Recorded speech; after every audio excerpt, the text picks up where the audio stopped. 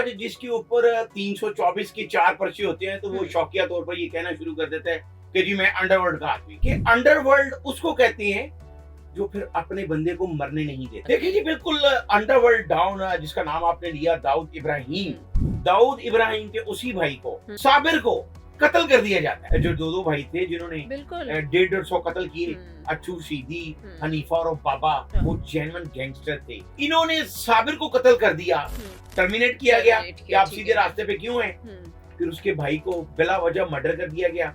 Snowy gang जो सलमान खान को भी थ्रेट कर रहा है कि उस वक्त दाऊद इब्राहिम ने इसको भी, इसके ग्रुप को ये मैसेज दे दिया था कि अगर आपका कोई बंदा मुझे बम्बे में नजर आया तो फिर वो अपनी जान से जाएगा। ये कस्टम अफसरान को भी पता था कि हमने डीआई को चेक नहीं करना। जब उसने स्मगलिंग की, उसने हीरो की स्मगलिंग की, सोने की, असले की कि आप जो कर रहे हैं आपकी लाश जो है वो समंदर से मिलेगी। दूसरे दिन उसी कस्टम ऑफिसर की लाश जो है वो समंदर से मिली। कई डीआईजी, कई आला पुलिस अफसरान के कस्टम ऑफिसर जो बकायदा हिस्सा लेते थे वो उस डीआई कंपनी का हिस्सा थे। मीडिया ने ये खबर चलाई कि जी दाऊद इब्राहिम मर चुके हैं, उसको जहर दे दिया गया, वो कत्ल हो चुका है, कराची में जहर दे दिया गया, वो पाकिस्तान में है। फिर कहा गया जी अमेरिका में वो कत्ल कर दिया गया। तो ये सारी निमरा खबरें झूठी हैं। दाऊद आज भी जिंदा है और दाऊद वो करैक्टर नहीं है कि जो आराम से जो है वो खबर में उतर जाएगा और किसी को पता नहीं चलेगा। अब भारत ये इल्जाम लगा रहा है जी वो पाकिस्तान में है। दाऊद इब्राहिम पाकिस्तान जरूर आया जब पाकिस्तान ने 1992 वर्ल्ड कप जीता, जब इमरान खान वर्ल्ड कप लेकर पाकिस्तान आया तो दाऊद इब्राहिम, भारतीय फिल्म इंडस्ट्री जो है वो बिल्कुल डूबने वाली कि दाऊद इब्राहिम के पास जो ग्रुप गया वो आज के लेजेंड है भारत के अदाकार सारे। और ये वही तो है ये जहाँ पे आमिर खान, शाहरुख खान, सलमान खान और बहुत से लोग। और भारत की फिल्म इंडस्ट्री जो आज पूरी दुनिया में मशहूर है उसमें दाऊद इब्राहिम का बड़ा किरदार है। कि दाऊद इब्राहिम के साथ अगर किसी ने बदतमीजी कर दी गलती से भी तो उसका मर्डर हो गया। कोई आला ओहदेदार, कोई आला पुलिस ऑफिसर, कोई आला कस्टम का बंदा वो दाऊद इब्राहिम से पंगा नहीं लेता था। ये सारी दुनिया को पता है। और पूरी दुनिया में सिर्फ दाऊद इब्राहिम को एक अरसा तक ये पता होता था कि कौन सी टीम कौन सा मैच जीतेगी और कौन सी टीम कौन सा मैच हारेगी। जो दाऊद इब्राहिम की बेटी है जो इंग्लैंड से पढ़ी, उनकी शादी जो है वो जावेद मियांदाद के बड़े बेटे से हुई। तो ये दाऊद इब्राहिम और जावेद मियांदाद जो आपस में समझी हैं।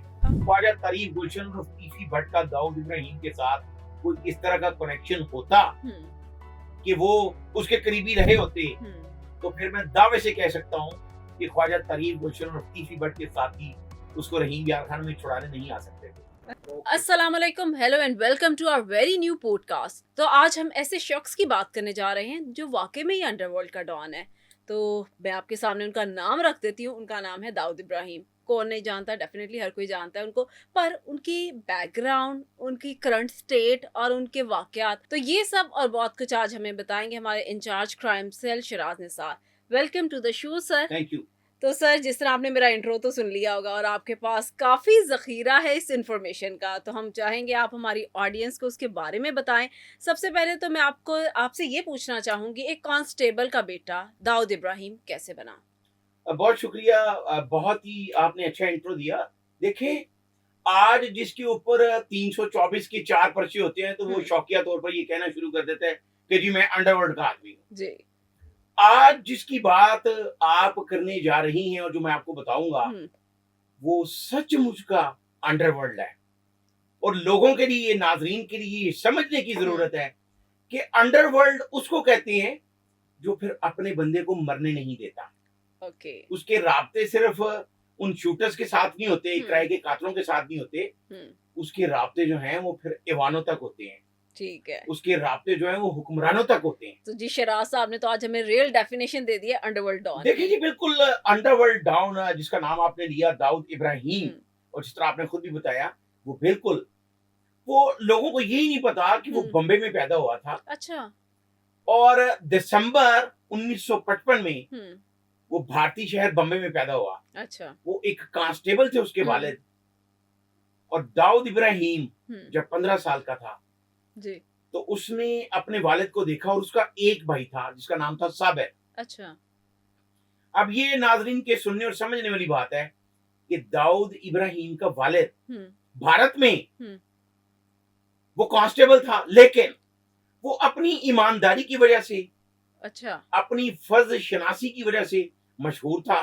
तो ये दो अगर हम इस पे कॉन्ट्राडिक्टरी पर्सनालिटीज देख रहे हैं, इसकी क्या वजह है? देखिए, हमने अक्सर अपना पॉडकास्ट जो है वो किसी भी क्रिमिनल के हवाले से जब शुरू किया, हम्म, तो हम यही कहते हैं कि हम किसी क्रिमिनल को जस्टिफाई नहीं करेंगे, नहीं, लेकिन हम ये जरूर बताएंगे कि कोई इतना बड़ा जराइम पेशा कैसे बना। बिल्कुल। तो इसमें भी जिस तरह मैंने 2 बार नाम लिया, उसके भाई साबिर और उसके वालिद का, वो दोनों डेड ऑनेस्ट पर्सन थे। साबिर अच्छा, और उसका वालिद, जो दाऊद इब्राहिम का भाई साबिर जी, और उनके वालिद जो कांस्टेबल है। अब ये तारीखी बात है कि वहां पर एक आला सियासी शख्सियत के कहने के बावजूद दाऊद इब्राहिम के वालिद ने, जो कांस्टेबल था, एक बात गैर कानूनी नहीं मानी, अच्छा, जिसके बाद उसके वालिद को पहले मुअत्तल किया गया और उसके अच्छा, बाद महकमे से बर्खास्त कर दिया गया। ठीक है, महकमा पुलिस से बाई फोर्स उसको बर्खास्त कर दिया गया, अच्छा, जिसका दाऊद इब्राहिम को रंज था, और वो उस वक्त सिर्फ 14 साल उसकी उम्र थी। ठीक है, उसके बाद दाऊद इब्राहिम का जो भाई था, हम्म, वो अपने भाई को ये समझाता था कि ये मुआशरा है, बर्खास्त हो गए, हम अपील करेंगे, ठीक है, बहाल हो जाएंगे। तो उसके बाद उसके उसी भाई साबिर को, जो दाऊद इब्राहिम के आगे खड़ा होता था, दाऊद के बारे में सबसे पहले मैं आपको ये बता दूं कि वो शुरू से 14-15 साल की उम्र से बहुत ही अग्रेसिव था। अच्छा, और वो जिस तरह उसके वालिद को बर्खास्त किया गया, टर्मिनेट कर दिया गया महकमा पुलिस से, तो उसको इस बात पे रंज ये था कि अगर एक बंदा सीधे रास्ते पे जाना चाह रहा है तो उसे टर्मिनेट कर दिया गया। अच्छा, तो तबीयतन वो अग्रेसिव भी था, लेकिन उसका भाई उसको परख गया था, समझ गया था। वो उसके रास्ते में खड़ा हो जाता था कि हमने कोई ऐसा काम गैर कानूनी नहीं करना।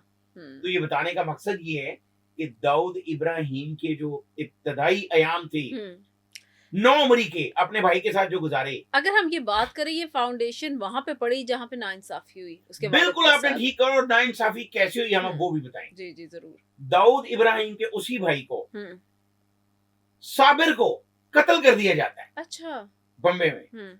और ये वो वक्त था जब वहां पे एक बहुत बड़ा ग्रुप था भारत में। अच्छा, समद खान और अमीर खान, अच्छा, 2 भाई थे वहां पे। जिस तरह लाहौर में, पंजाब में कई ऐसे गैंगस्टर रहे हैं जो 2-2 भाई थे, जिन्होंने बिल्कुल 150 कत्ल किए। अच्छू शीदी, हनीफा और बाबा, शफीक और बाबा, ये भी दोनों भाई थे। और भी इसी तरह के करैक्टर नजर आए। लेकिन वो जो 2 भाई थे, उनका भारत में राज था। अच्छा, वो जेन्युइन गैंगस्टर थे, ओके, समद खान और उसका भाई अमीर जाद खान। ठीक हो गया।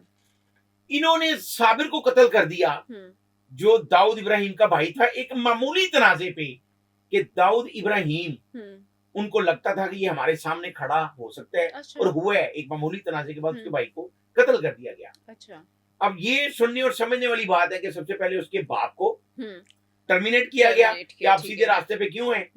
फिर उसके भाई को बिला वजह मर्डर कर दिया गया।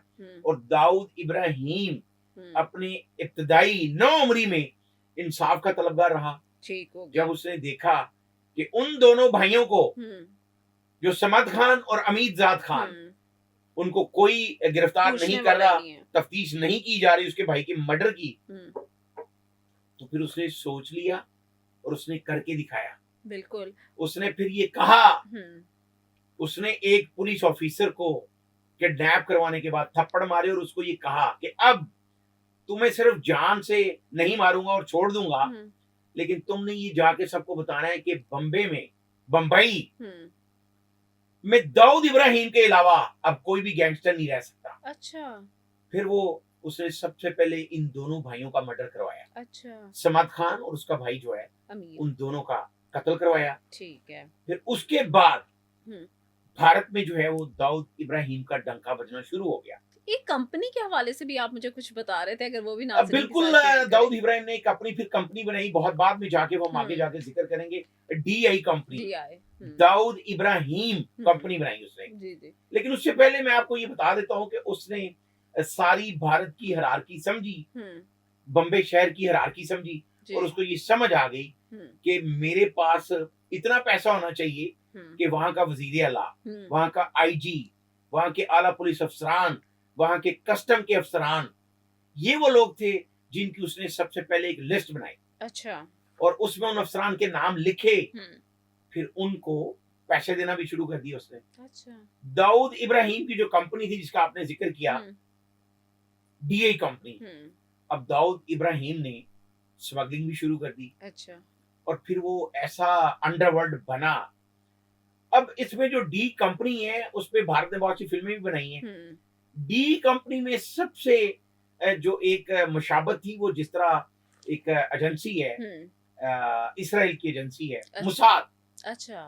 वो उस तर्ज की थी ठीक डी है। कंपनी। ठीक है। कि उसमें ये किसी को पता ही नहीं चलता था कि इस कंपनी में कौन कौन शामिल है। जी। जिस तरह वहां पे एक ऐसा कत्ल करवाया गया, एक बहुत ही बासर शख्स था, लेकिन उसको कत्ल करवाने के लिए जो उसका किचन मैन था, जो उसका मुलाजिम था, घरेलू बावर्ची, उसको इस्तेमाल किया गया। वो डी अच्छा। कंपनी का साथी था ओके। और उसके जरिए उस बासर शख्स को जो है वो जहर दिया गया। ओके। तो ये उन्होंने फिर बाद में फिल्माया भी कि इस तरह हुआ। दाऊद इब्राहिम को ये समझ आ गई कि अब मैंने कैसे सरवाइव करना है। ठीक है। फिर आज जो ये बिश्नोई गैंग जो सलमान खान को भी थ्रेट कर रहे हैं और भी बहुत सी वारदातें कर रहे हैं, उस वक्त ये मैं आपको बता रहा हूँ कि उस वक्त दाऊद इब्राहिम ने इसको भी, इसके ग्रुप को ये मैसेज दे दिया था कि अगर आपका कोई बंदा मुझे बम्बे में नजर आया, अच्छा, तो फिर वो अपनी जान से जाएगा। और उस वक्त उनको ये पता था कि हमने दाऊद इब्राहिम की बात माननी है। अच्छा। दाऊद इब्राहिम फिर उस लेवल पे गया कि कम से कम इसकी जो डीए कंपनी थी उसमें 5,000 अफराद, 5,000 अफराद वो काम करते थे। फिर ये कंपनी इसने वर्ल्ड वाइड बनाई। ठीक है। इसी कंपनी के लोग इसके साथ इतने वफादार होते थे और उनको जब उस कंपनी का हिस्सा बनाया जाता था तो उनको यही कहा जाता था कि उनके तमाम तर जो मामलात होते थे, उनकी जरूरियात जो होती थी, वो दाऊद इब्राहिम ने एक ऐसा सेटअप बनाया। हम उसको अपने प्रोग्राम की वसातत से जस्टिफाई करने की कोशिश नहीं कर रहे, लेकिन ये बताना जरूरी है। निम्रा देखो ना, एक कांस्टेबल का बेटा, उसका भाई कत्ल हो गया, उसके बाप को टर्मिनेट कर दिया। हम तो किसी की फाउंडेशन बता रहे हैं कि किस तरह से इस फील्ड तो में ये बताने का मकसद ये भी है कि आइंदा अगर कोई इस तरह की बंदे हैं जिनको इंसाफ मतलूब हो, तो उन्हें अगर बर वक्त इंसाफ मिल जाए हुकूमत तो शायद वो फिर इस तरह के अंडरवर्ल्ड डाउन ना बने। बिल्कुल। दाऊद इब्राहिम ने जब अपनी कंपनी फिर एस्टेब्लिश की तो ये बड़ी मशहूर बात है कि जब उसने स्मगलिंग की, उसने हीरो की स्मगलिंग की, सोने की, असले की, और उसकी जो चीजें आती थी स्मगल होकर, तो उसके ऊपर डीआई लिखा होता था। तो ये कस्टम अफसरान को भी पता था कि हमने डीआई को चेक नहीं करना, बिल्कुल ऐसे उसका सामान वैसे ही निकल जाता था। अच्छा। तो इसमें एक बड़ी अहम बात है कि एक कस्टम ऑफिसर नया आया वहां पे। अच्छा। उसको पता था, सुना हुआ था दाऊद इब्राहिम के डंके जो है सिर्फ भारत में नहीं, पूरी दुनिया में बजने शुरू हो गए। तो उसने ये स्टैंड लिया कि मैंने दाऊद इब्राहिम की जो स्मगलिंग का माल है उसको पकड़ना है। अच्छा। तो उसने ये कोशिश की, उसने पकड़ा। तो वहां पर जो दाऊद इब्राहिम का एक शख्स मौजूद था जो सामान निकलवाने के लिए आया हुआ था, तो वो उस ऑफिसर को कहकर गया, अच्छा, कि आप जो कर रहे हैं, आपकी लाश जो है वो समंदर से मिलेगी। तो फिर ऐसा हुआ, दूसरे दिन उसी कस्टम ऑफिसर की लाश जो है वो समंदर से मिली। दाऊद इब्राहिम ने ये डिसाइड कर लिया था कि मैं उस लेवल की ये डीआई कंपनी बनाऊंगा। अब उसमें भारत के कई वजीर लेवल के लोग शामिल थे, कई आईजी लेवल के लोग शामिल थे, अच्छा, कई डीआईजी, कई आला पुलिस अफसरान, के कस्टम ऑफिसर जो बकायदा हिस्सा लेते थे, वो उस डीआई कंपनी का हिस्सा थे। अच्छा। अभी 3 बार उसके बारे में भारतीय मीडिया ने ये खबर चलाई कि जी दाऊद इब्राहिम मर चुके हैं, उसको जहर दे दिया गया, वो कत्ल हो चुका है, कराची में जहर दे दिया गया, वो पाकिस्तान में है, फिर कहा गया जी अमेरिका में वो कत्ल कर दिया गया। तो ये सारी निमरा खबरें झूठी हैं। दाऊद आज भी जिंदा है और दाऊद वो करैक्टर नहीं है कि जो आराम से जो है वो कब्र में उतर जाएगा और किसी को पता नहीं चलेगा। बिल्कुल ऐसे ही। दाऊद इब्राहिम इस वक्त 71 ईयर्स का है। ओके, 55 में 1955 में वो बम्बे में पैदा हुआ दिसंबर में, और दिसंबर आने वाला है। उस 71 साल का दाऊद इब्राहिम आज भी जिंदा सलामत है। और जब भारतीय मीडिया ने ये बयान दिया तो उस वक्त हम आगे जाके जिक्र करेंगे छोटा राजन और छोटा शकील का भी। बिल्कुल बिल्कुल, उनके बारे में भी उन्होंने ऐलान किया कि दाऊद इब्राहिम जिंदा है, लेकिन ये अभी तक किसी को नहीं पता। अब भारत ये इल्जाम लगा रहा है कि वो पाकिस्तान में है, लेकिन अभी तक कोई ये कंफर्म नहीं कर सकता कि वो कहाँ है।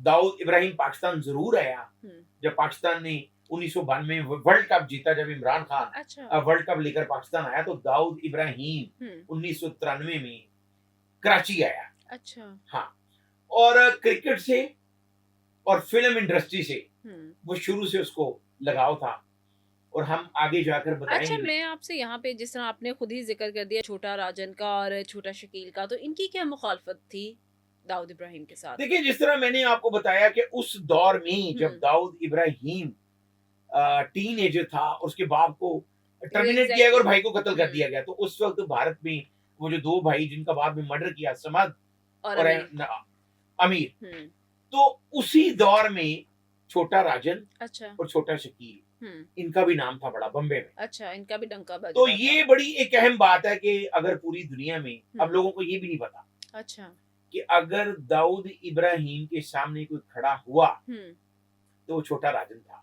अच्छा जिसने दाऊद इब्राहिम को थप्पड़ भी मारा, अच्छा, दाऊद इब्राहिम के सामने आने की अगर किसी ने जुर्रत की है तो वो छोटा राजन था। ठीक हो गया। तो दाऊद इब्राहिम ने उसको इसकी इस बात पे ना सिर्फ अप्रिशिएट किया, बल्कि वो उसका फिर सेकंड टू बन गया।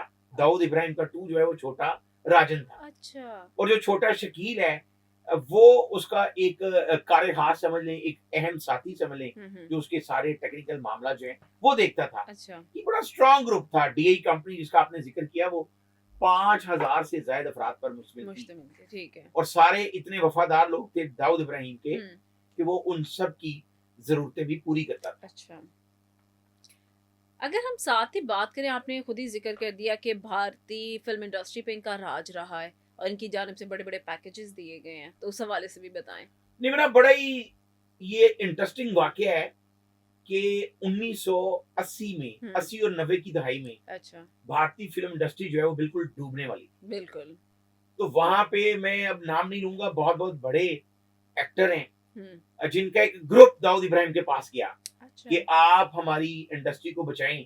तो ये बड़ा ही मजेदार वाकया है। अच्छा। और ये फिर बाद में अखबारात में भी छपा कि दाऊद इब्राहिम के पास जो ग्रुप गया वो आज के लेजेंड है भारत के अदाकार सारे। अच्छा। तो उसने ये कहा कि आप लोग चले जाएं, 1 महीने के अंदर आपकी इंडस्ट्री पूरी दुनिया में स्टेबल हो जाएगी। अच्छा। अब उसने किया क्या, उसने वहां का जो मिनिस्टर फाइनेंस था दाऊद इब्राहिम ने उसको बुलवाया। अच्छा। तो उस मिनिस्टर फाइनेंस को पता था कि मुझे दाऊद इब्राहिम ने बुलवाया, तो उसको कहा क्या गया कि आप ये ऐलान करेंगे कि भारत की फिल्म इंडस्ट्री में जो इन्वेस्टमेंट करेगा उससे ये नहीं पूछा जाएगा कि आपके पास पैसा कहां से आया। ओके।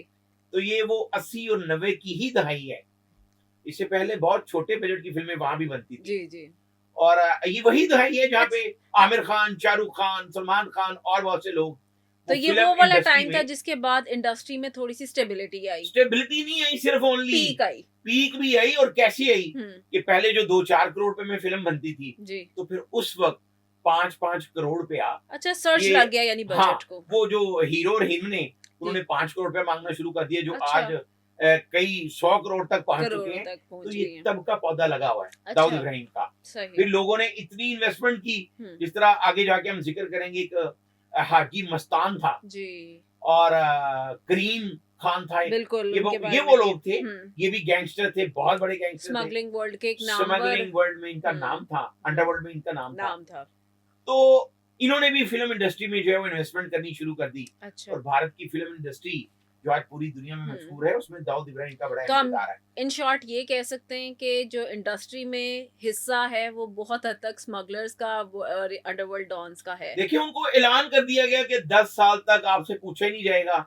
अगर कोई 50 करोड़ रुपए किसी एक फिल्म पे इन्वेस्ट कर रहा है तो उससे नहीं पूछा जाएगा कि आपके पास पैसा कहाँ से आया। बिल्कुल। तो बेशुमार लोग ऐसे थे और आज के सामने आए और उन्होंने इन्वेस्टमेंट की। और ये जो आज तक फिल्म इंडस्ट्री में जो हीरो और हीरोइंस हैं, एक ब्लूम आया हुआ इंडस्ट्री में। यस, तो वो उस वक्त का आया हुआ है जो अभी तक जो है वो रुक नहीं पा रहा जी। तो वो भी एक दाऊद का किरदार था जी। फिर दाऊद ने ये भी किया, दाऊद ने कत्लो गारत भी बहुत करवाई। अच्छा। हाँ, उसने फिर लिस्टें बनाता होता था वो।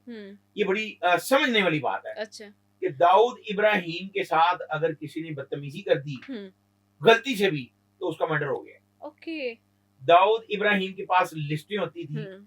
और उसके पास जिसको कहते हैं ना कि क्राई के कातिल जो हैं वो सैकड़ों नहीं थे, हजारों की तादाद में। अच्छा, तो फिर तो यानी उसने कोई हिम्मत नहीं कर सकता था उनके सामने जाने की? कोई आला सियासी शख्सियत, आला ओहदेदार। कोई आला ओहदेदार, कोई आला पुलिस ऑफिसर, कोई आला कस्टम का बंदा वो दाऊद इब्राहिम से पंगा नहीं लेता था। ये सारी दुनिया को पता है अच्छा। कि फिर दाऊद इब्राहिम इतनी ऊंचाई पर चला गया कि पूरे इंडिया में उसने राज किया, ना सिर्फ फिल्म इंडस्ट्री पे। एक और बड़ा मजेदार वाकया जो मैंने आपको बताया कि दाऊद क्रिकेट का भी बड़ा शौकीन जी था। जी। तो दाऊद इब्राहिम ने हैदराबाद में एक मैच हो रहा था इंडिया का, अच्छा। तो उस पे जुआ लगाया 6 करोड़ रुपए का उस वक्त, सॉरी 600 करोड़ रुपए का, 6 अरब का जुआ खेला उसने। ये किस ईयर की बात है? ये 90 की दहाई में, 90 की दहाई 80 और 90 की। ओके। तो उसके बाद वो जुआ हार गया। ओके, उसके 600 पास इतना करोड़ पैसा था कि वो जुआ हार गया। अच्छा, अब उसने विद इन 1 डे ये प्लान किया कि हम्म। मैंने ये अपने पैसे सारे वापस रिकवर करने। कैसे करने हैं। तो उसने फिर ये किया कि पूरी पूरी टीम्स मैच फिक्स करवाने शुरू कर दी ओके। कि भारत के साथ अगर किसी टीम का मैच है तो उसके 8 प्लेयर जो हैं वो दाऊद इब्राहिम के साथ सेट हो गए कि जी हम मैच हारेंगे। ओके। और पूरी दुनिया में सिर्फ दाऊद इब्राहिम को एक अरसा तक ये पता होता था कि कौन सी टीम कौन सा मैच जीतेगी और कौन सी टीम कौन सा मैच हारेगी। सही। और उसके पास सारा रिकॉर्ड होता था। फिर उसी के साथ कई इंटरनेशनल जो बुकी हैं जो आज भी करोड़ों रुपए का जुआ करते हैं एक मैच में, वो दाऊद इब्राहिम के पार्टनर बन गए। और उनको पता होता था उस गैंग को, अच्छा, जो पूरी दुनिया में फैला हुआ था और 20 से 25 अफराद पर मुश्तमिल था। सही। सिर्फ उनको पता होता था कि कौन सी टीम का कौन सा प्लेयर कौन से मैच में कोई कारकर्दगी नहीं दिखाएगा। अच्छा, ये तो पहले वो- प्री ये प्लान पहले से होता प्री था। प्लान होता था, उनको पैसे दिए जाते थे। अच्छा। जो मैच फिक्सिंग का लफ्ज इस्तेमाल होता है तो वो भी दाऊद इब्राहिम बुनियाद ने वहां ही से पड़ी इंट्रोड्यूस है। करवाया। अच्छा। जिस तरह भारतीय फिल्म इंडस्ट्री को उसने सहारा दिया, तो मैच फिक्सिंग भी उसने शुरू करवाई अच्छा। अपने उस 600 करोड़ को रिकवर करने के लिए जो आज तक चल रही। अच्छा, अब तो कितने फिर- 600 करोड़ रिकवर हो चुके। अब फिर मैं एक और आपको बड़ी मजे की बात बताता हूँ कि क्रिकेट का तो वो शौकीन था ही। अच्छा, हमारे मुल्क के लेजेंड जावेद मियांदाद, उनका भी कोई रिश्ता बताया जाता है उनके बिल्कुल साथ? उनका रिश्ता बताया जाता है और बहुत से लोगों को ये नहीं पता। वो ये कहते हैं कि शायद दाऊद इब्राहिम का बेटा और जावेद मियांदाद की बेटी की अच्छा। शादी हुई है, अच्छा, लेकिन अच्छा। ऐसा नहीं है। मारूख इब्राहिम ठीक जो है। दाऊद इब्राहिम की बेटी बेटी है, जो इंग्लैंड से पढ़ी, अच्छा। उनकी शादी जो है वो जावेद मियांदाद के बड़े बेटे से हुई। और जावेद मियांदाद जो है वो एक ऐसा लेजेंड है जिसको ये पता है और आज तक उस पे कोई ऐसा इल्जाम नहीं मैच फिक्सिंग का। बिल्कुल। बल्कि बड़े मजे की बात है कि शारजा का छक्का जो पूरी रहती दुनिया तक, भारत को तो याद रहेगा, बाकी दुनिया को भी रहेगा। बिल्कुल।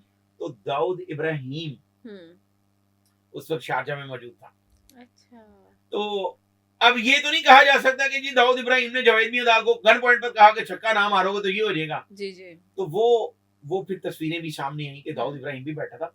जावेद मियांदाद की तो अपनी क्रिकेट थी, उसकी वो सलाहियत थी कि उसने वो छक्का मार के पाकिस्तान को जितवाया। बिल्कुल ऐसे तो ही है। ये दाऊद इब्राहिम और जावेद मियांदाद जो आपस में समधी हैं। ओके। बेटी दाऊद इब्राहिम की है ओके। और दाऊद इब्राहिम का जो बेटा है वो अमेरिका में है, उसकी वहां पे शादी हुई है।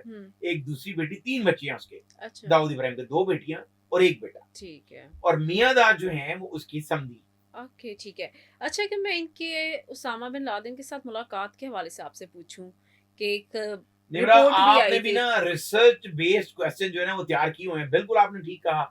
देखें, पहले लोगों को ये नहीं पता था, लेकिन बिल्कुल जब अमेरिकन सीआईए ने ये रिपोर्ट दी जी। कि तूरा बोरा जो गार थी वहां पे उसामा बिन लादेन की 3 बार मुलाकात हुई। अच्छा, 3 बार। ठीक हो गया। और ये अमेरिकन सीए ने भी ये रिपोर्ट में लिखा जी। कि उसामा बिन लादेन से दाऊद इब्राहिम की 3 बार मुलाकात हुई ठीक है। और वो अल कायदा को सपोर्ट कर रहा था।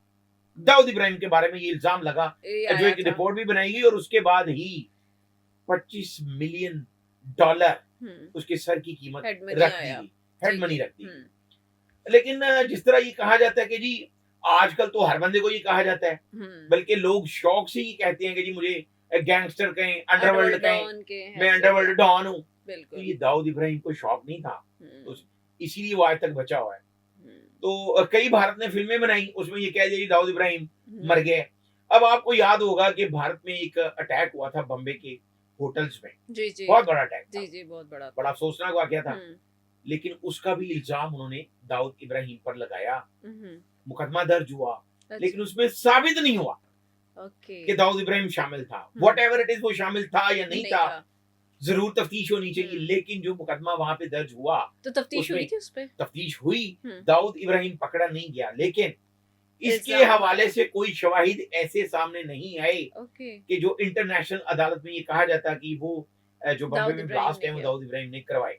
सही तो दाऊद इब्राहिम के बारे में हम्म भारत का जो बच्चा बच्चा है वो ये कहता है वो दहशतगर्द है। हम्म दाऊद इब्राहिम ने कत्लो गारत जरूर करवाई, उसने स्मगलिंग की, हम्म लेकिन उसने तब स्मगलिंग की जब वो एक 14 साल 15 साल का बच्चा था और उसके भाई को कत्ल किया गया और अच्छा भारत में उसको इंसाफ नहीं मिला।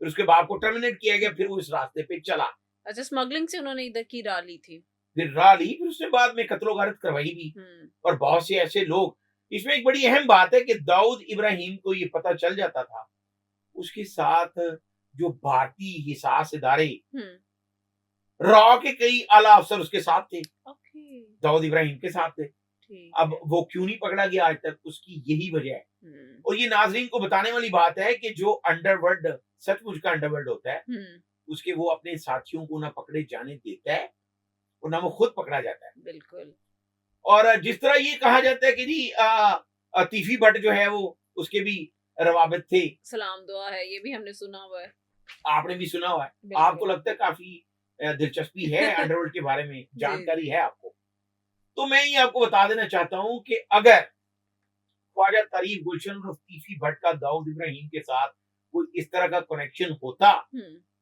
कि वो उसके करीबी रहे होते, हम्म तो फिर मैं दावे से कह सकता हूं कि ख्वाजा तारीफ गुलशन और तीफी भट्ट के साथी उसको रहीम यार खान में छुड़ाने नहीं आ सकते थे, अच्छा बिल्कुल नहीं आ सकते थे। अगर उसका दाऊद इब्राहिम से ताल्लुक होता तो गिरफ्तारी, अगर दुबई में वो पकड़ा भी गया था, तो हम्म अगर दाऊद इब्राहिम का साथी होता तो आपके ख्याल से कोई राबता तो वो नहीं है पाकिस्तान ही ना आता, वो वहीं मैनेज हो जाता। जी मैंने जिस तरह अपने प्रोग्राम के आगाज में ये कहा कि सचमुच का जो अंडरवर्ल्ड होता है, उसकी ये इंसल्ट होती है, वो ये समझते हैं हम्म, कि ये मेरी इंसल्ट है कि अगर मेरा कोई साथी साथी पकड़ा पुलिस जाए ले जाए, इंटरपोल यस वाले ले जाए। हम्म भाई इंटरपोल तो एग्जिस्ट कर रही है हर जगह पे, ऐसा ही तो है दाऊद इब्राहिम क्यों नहीं पकड़ा गया? ऐसा ही है क्योंकि जो आला सतह के लोग हैं वो हम्म दाऊद इब्राहिम की डीआई कंपनी में शामिल है। ओके तो ये भी ये एक वो नया कंपनी है। इंकशाफ है कि बहुत आला सतह के ओहदेदार भी देखिए, ना शामिल सिर्फ हैं ये ओहदेदार शामिल हैं, बल्कि ये जो कंपनी है, जो इस तरह के लोग हैं, जो इस लेवल के लोग हैं, हम्म वो तो ऐसा भी भारत में प्लान करते रहे हैं कि वजीर आला वहां का, बम्बे का जो वजीर आला होगा वो वो उनकी मर्जी से आएगा। ओके इसमें एक बड़ी अहम बात मैं आपको बताना चाहता हूँ कि दाऊद इब्राहिम भी कांस्टेबल का बेटा हम्म फिर इस लेवल तक गया कि भारत में जो सोने का रेट है वो दाऊद इब्राहिम सुबह उठ के तो वो दिया करता था कि आज सोने का ये रेट होगा। चलो जी शिराज निसार ने तो एक और बात बता दी है जी इंडिया में गोल्ड रेट भी दाऊद इब्राहिम बताते हैं गोल्ड रेट दाऊद इब्राहिम निकालता था और वो जो कह देता था, वहां के तमाम जो ज्वेलर्स हैं उसी पे वो चलता है मानते थे कि जी बिल्कुल। अब ओके इसमें एक और बड़ी अहम बात हम्म कि दाऊद इब्राहिम ने सपोज ये कह दिया कि जी आज जो है वो सोना 10,000 रुपए में खरीदा जाएगा और 10,000 500 में जो है वो सेल होगा सेल होगा। हम्म तो फिर दाऊद इब्राहिम, उसके पास इतना पैसा कहाँ से आया? जी वो तमाम उसका व्यापार और व्यवहार ये भी था हम्म कि वो तमाम सुनार्स को फोन कर देता था अच्छा कि आपके पास कितना सोना पड़ा है, तो उन्होंने कहा ये, हम्म तो जो मैंने रेट निकाला है अच्छा उसी हिसाब से ये सारा मेरा हुआ। ओके तो जब उनको बेचा जाता था तो 500 रुपए अगर इजाफे के साथ, तो वो कहता था नहीं, 1,000 रुपए इजाफे के साथ सारे भेज दो। बेच दो अभी ना उसने कोई पैसा भेजा है, हम्म लेकिन जब वो सारा आगे चला गया जी तो हम्म उस वक्त के करोड़ों डॉलर हम्म वो दाऊद इब्राहिम के हिस्से में दोपहर का नाश्ता करने से पहले आ जाते थे। ओके तो ये उसकी एक टेक्निक थी, हम्म इन्हीं टेक्निक के साथ वो भारतीय फिल्म इंडस्ट्री को ऊपर ले गया। हम्म और फिर एक और मजे की बात, जब भारतीय दहशतगर्द एजेंसी रॉ, जिन्हें पूरी दुनिया में बड़ी दहशतगर्दी करवाई है, ऐसा ही है तो वो जब दाऊद इब्राहिम को ढूंढ रहे थे, तो वो दाऊद इब्राहिम इस तरह का भी था, अच्छा उसने ना सिर्फ भारत के स्टेडियम में बैठ के अपनी तस्वीरें बनवाई हम्म और तस्वीरों के ऊपर उस दिन की तारीख लिखी, जी फिर वो उनके तमाम हिसासदारों को भिजवाई कि मैं इंडिया में हूँ। ओके फिर वो फिल्म इंडस्ट्री में स्टूडियोज में जाया करता था अच्छा और बहुत बड़े बड़े फिल्म एक्टर्स जो हैं, एक्ट्रेसेस, उनके साथ तस्वीर उतरवाकर वो भी भिजवाता था कि मैं इधर हूँ, पकड़ लें। तो वो पकड़ा नहीं जाता था। और जिस तरह आपने बात की कि आपने भी सुना कि तीफी बट से सलाम दुआ थी, तीफी बट की पूरी जिंदगी में एक कराची का एक बहुत बड़ा ताजिर था, उसके साथ एक मुलाकात जरूर हुई दाऊद इब्राहिम से। अच्छा लेकिन अगर तीफी बट दाऊद इब्राहिम का करीबी साथी होता तो मैं आपको दावे से कह सकता हूँ कि वो आज कब्र में ना होता, बल्कि फिर लंदन में बैठा होता। अच्छा, इधर अगर हमने जिस तरह अपने शो से पहले भी बात कर रहे थे, इनकी कोई प्रॉपर्टी भी जब्त की गई थी और उसके बाद क्या हुआ वो आप हमें बताएं। निमरा, आपने बड़े क्वेश्चन चुन चुन के रखे और मुझे ये समझ आ गई, क्योंकि पढ़ा लिखा बंदा जब रिसर्च बेस्ड क्वेश्चन करता है तो उसको पता होता है सारे। थैंक यू सो बिल्कुल आपने ठीक कहा। जब भारत में उसको इश्तिहारी करार दिया गया, खासकर बम्बे वाले होटल्स जो जी, उस वाक़ये के ब्लास्ट के बाद, तो दाऊद इब्राहिम की एक प्रॉपर्टी वहां पर उन्होंने जब्त करने के बाद उसकी नीलामी का ऑर्डर कर दिया। इसको आज नीलाम किया जाएगा। अब ये सुनने वाली बात है कि दाऊद इब्राहिम उस वक्त भारत में था, दुबई में था, पाकिस्तान में था, अमेरिका में था, कहाँ था, वट एवर इट इज, किसी को नहीं पता। लेकिन जो वहां पे टीम गई उसमें कमिश्नर मौजूद था, अच्छा, उसमें डीएजी था, उसमें सब रजिस्ट्रार थे, बहुत से लोग थे, सरकारी लोग वहां पर बैठे रहे, लेकिन किसी की हिम्मत नहीं हुई कि जाके दाऊद इब्राहिम की प्रॉपर्टी खरीदे। आज भी वो भारत को मतलूब है, लेकिन वो प्रॉपर्टी आज भी उसी के नाम है और आज तक किसी ने खरीदी नहीं, जब्त है वो। अच्छा, नाम उसी के। अच्छा अच्छा, सही है। इसमें एक और भी करैक्टर मैं आपको बता देता हूँ कि जो एक था हाजी मस्तान, अच्छा, वो भी बहुत बड़ा स्मगलर था भारत का, तो वो उसके नाम से भी लोग डरते थे। अच्छा। बहुत बहुत बड़े जो इंडस्ट्रियलिस्ट थे वो उससे डरते थे, हाजी मस्तान से। अच्छा। अब हाजी मस्तान को दाऊद इब्राहिम ने अपनी वो जो डी कंपनी के दफ्तर के करीब बुलवाकर, और जो लोग उससे इंडस्ट्रियलिस्ट डरते थे, अच्छा, कि जी हाजी मस्तान ताड़े नाल सलाम दुआ हो गई थी, हाजी मस्तान सानू नहीं छड़ेगा, तो दाऊद इब्राहिम ने उनको दिखाया कि ये मेरे दफ्तर के बाहर खड़ा है और ये यहाँ से चंद कदम आगे नहीं जा सकता। फिर उसका मर्डर हो गया हाजी मस्तान का। हाजी मस्तान का पाकिस्तान में एक बहुत ही मशहूर करैक्टर हुए, ट्रांसपोर्टर बिल्ला ट्रक्का वाला। हाजी मस्तान का बिल्ला ट्रक्का वाला से राब्ता था, चूंकि बिल्ला ट्रक्का वाला जो है, इनके भी अबाव अजदाद जो हैं वो भारत से पाकिस्तान आए थे, सही है, पार्टीशन के बाद, बल्कि पार्टीशन से पहले आए। लेकिन बिल्ला ट्रक्का वाला का हाजी मस्तान के साथ आखिरी वक्त तक राब्ता रहा। ये बात भी एस्टेब्लिश है। ठीक है। तो हाजी मस्तान के मर्डर के बाद फिर दाऊद इब्राहिम जो है उसने एक ऐलान किया बम्बे में। ठीक है। अभी जो मैंने जिक्र किया विष्णु गैंग, जी वो जिसने वो कनाडा में भी एक सिख को कत्ल करवाया, वो विष्णु गैंग का ही एक वहां पे, और जो सचमुच का अंडरवर्ल्ड होता है उसका पूरी दुनिया में एक सिस्टम होता है, ऐसे ही है। तो फिर दाऊद इब्राहिम ने विष्णु गैंग को भी ये कहा था उस वक्त कि बम्बे में अगर आपका कोई बंदा नजर आया तो फिर आपको मैं मरवा दूंगा। ये सब वाकई में इंडिया में और दाऊद इब्राहिम का जिसको ये कहता था कि मैं तुम्हें मरवा दूंगा, वो फिर मारा जाता था। उसकी वजह ये है कि वो डिसाइड करता था कि अब कौन वजीर आला होगा, किसको अफसर लगाएंगे। उसके पास इतना पैसा है, था नहीं है आज भी। फिर मैं आपको ये बताता हूं कि 90 की दहाई में 87 और 90 के दरमियान दाऊद इब्राहिम ने अपना सारा सेटअप जो है वो दुबई में ले आया। अच्छा। और दुबई से पूरे भारत पर वो राज करता था। वहां के जो बड़े बड़े गैंगस्टर, बड़े बड़े छोटे मोटे सब स्मगलर, वो उससे राब्ते में थे और उसको बकायदा वो सर कहते थे। बिल्कुल। और दाऊद इब्राहिम को जिसने सर नहीं कहा तो उसके भी हाथ पांव टूट गए। जी, यहाँ तो वो खत्म हो गए हैं हाथ पांव। तो अभी आज हमें ये जिक्र करने का इसलिए भी अच्छा, मैं एंड तो जरूर करेंगे। मैं यहाँ पे एक एंडिंग पॉइंट पे आपसे एक सवाल करना चाहूंगी, इस वक्त दाऊद इब्राहिम कहाँ है? देखिए, ये बड़ी आपने बड़ा अच्छा सवाल किया। भारत जो है वो ये कह रहे जी पाकिस्तान में है, तो मेरा ख्याल है वो पाकिस्तान में नहीं है। अच्छा, कहाँ है?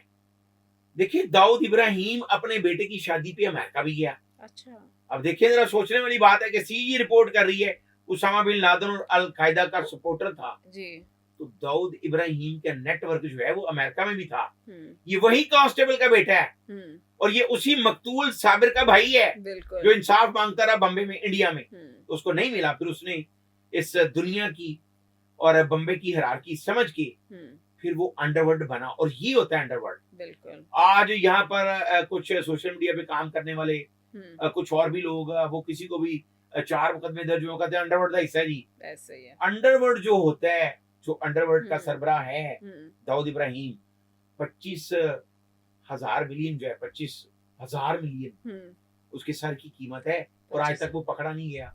वो इसी बिल्कुल, वजह से नहीं पकड़ा गया कि किसी ने जरूरत भी नहीं की उसको पकड़ने की। बिल्कुल। जिस तरह मैंने एक वाकया कोड किया कि उसकी डी कंपनी का कौन मुलाजिम कहाँ है जी। किसी को पता ही नहीं चल सकता। हम्म, और ऐसे ऐसे भी वाकयात हुए हम्म, कि जैसे निमरा और शिराज पॉडकास्ट कर रहे हैं, हम्म, तो यहाँ बैठे लोगों को ये पता चल जाए कि वो समझे कि यार पता नहीं निमरा या शिराज ही ना डी कंपनी के साथी हों। ऐसे ऐसे लोग, खुफिया लोग जो उसके साथ थे लेकिन लॉयल थे सब। सही। तो आज दाऊद इब्राहिम कहाँ है, हम्म, ये एक ढकी छुपी बात है। और जिस तरह मैंने आपको बताया कि जब भारत ने ये ब्रेकिंग न्यूज दी कि दाऊद इब्राहिम को मार दिया गया है, जी। तो फिर छोटा राजन सामने आया। अच्छा। उसने एक खुफिया जगह से अपना एक वीडियो बयान जारी किया कि सही। दाऊद इब्राहिम जिंदा है, ओके। और ये बिल्कुल झूठ। भारतीय मीडिया का आपको पता ही है, वो अभी भी प्रोपेगेंडा करने में प्रोपेगेंडा करने बहुत में मास्टर हैं। ऐसे ही जैसे फॉल्स गोदी, फ्लैग मीडिया। हाँ यस, और नरेंद्र मोदी गोदी हम्म, मीडिया भी कहा जाता है उनको। बिल्कुल ऐसे तो ही है। वो 3 बार जो है वो दाऊद इब्राहिम को मार चुके हैं। हम्म, अभी रिसेंट फिर एक खबर चली जी, कराची में उसको जहर देकर मार दिया गया। अच्छा। तो दाऊद इब्राहिम निमरा वो शख्सियत नहीं है हम्म, कि अगर वो मर जाए तो किसी को पता ना चले। बिल्कुल ठीक तो हो गया। अब ये एक सचमुच का अंडरवर्ल्ड अब है। हम्म, लेकिन ये क्यों बना, ये हमने बताया कि कांस्टेबल का बेटा अपने भाई के कत्ल के बाद फिर दाऊद इब्राहिम बना, और ऐसा बना कि आज तक वो किसी के काबू नहीं आ सका। काबू नहीं आ सका। जी हाँ, हमने शराज निसार से तो बहुत ज़्यादा इंफॉर्मेशन ले ली रियल अंडरवर्ल्ड डॉन की, और उन्होंने हमें उसकी एक्चुअली डेफिनेशन भी दी है। तो इसी तरह के मज़ीद और वाक़यात और इस तरह की पर्सनालिटीज़ जिनके बारे में हम नहीं जानते लेकिन हमारी ऑडियंस जानना चाहती है, तो उसके लिए आपको मज़ीद हमारे पॉडकास्ट का हिस्सा बनना पड़ेगा। तब तक के लिए अल्लाह हाफ़िज़।